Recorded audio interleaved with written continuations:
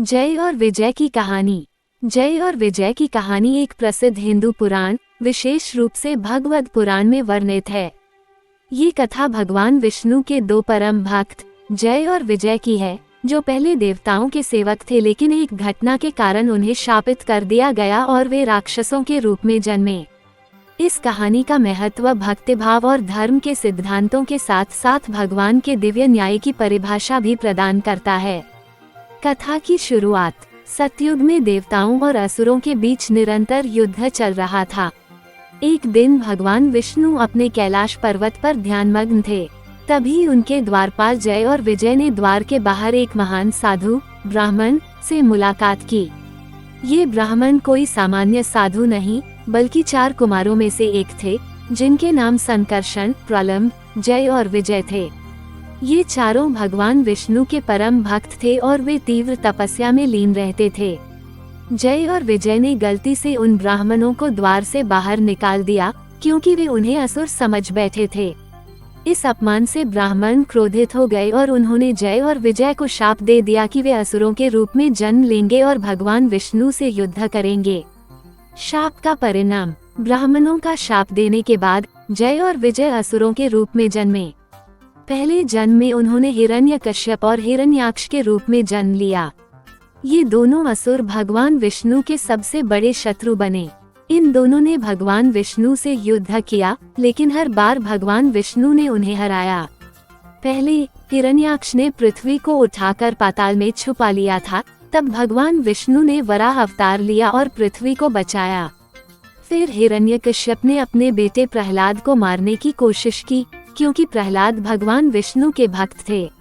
लेकिन भगवान विष्णु ने नरसिंह अवतार लेकर हिरण्यकश्यप का वध किया।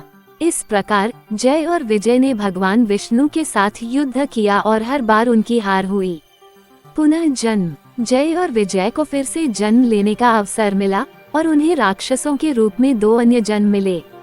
दूसरे जन्म में वे राक्षस रावण और कुंभकर्ण के रूप में उत्पन्न हुए। रावण ने भगवान राम के साथ युद्ध किया और कुंभकर्ण ने भी भगवान राम के साथ युद्ध किया। लेकिन इस युद्ध में भी भगवान राम ने रावण को मारा और कुंभकर्ण को हराया। इस बार भी भगवान ने जय और विजय को हराया और उन्हें पुनः मोक्ष की प्राप्ति हुई। इस प्रकार जय और विजय के जीवन में हर बार एक ही सिद्धांत था कि भगवान विष्णु ने उनकी गलतियों को दंडित किया और उन्हें मोक्ष प्रदान किया।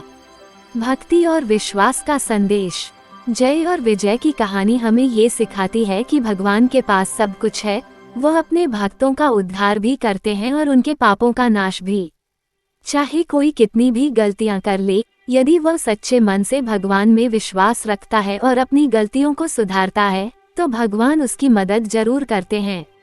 जय और विजय की यह कथा भी हमें भगवान की सत्ता और न्याय के प्रति श्रद्धा और विश्वास की ओर प्रेरित करती है। ये कहानी हमें ये भी बताती है कि भगवान विष्णु के साथ जो युद्ध करते हैं, वे निश्चित रूप से हारते हैं, क्योंकि भगवान के सामने किसी का कोई बल नहीं चलता। इसके बावजूद भगवान अपने भक्तों को अपनी कृपा से बचाते हैं और उन्हें जीवन के बाद मोक्ष का आशीर्वाद देते हैं। निष्कर्ष। जय और विजय की कहानी न केवल एक धार्मिक कथा है, बल्कि यह जीवन के गहरे संदेशों से भरी हुई है। ये बताती है कि भगवान की कृपा और न्याय के बिना कुछ भी संभव नहीं है। जय और विजय की यह कथा एक उदाहरण है कि चाहे कोई असुर हो या देवता, भगवान के मार्ग पर चलने से ही जीवन का सही उद्देश्य प्राप्त होता है।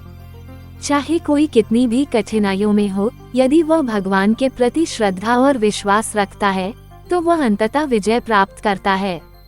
भगवान के न्याय में कोई भेदभाव नहीं होता। वह सबके साथ समान व्यवहार करते हैं और अंततः हर आत्मा को मुक्ति की ओर मार्गदर्शन करते हैं। जय और विजय की कहानी से हमें ये भी सीखने को मिलता है कि किसी भी कार्य का परिणाम, चाहे वह अच्छा हो या बुरा, हमारे कर्मों पर निर्भर करता है।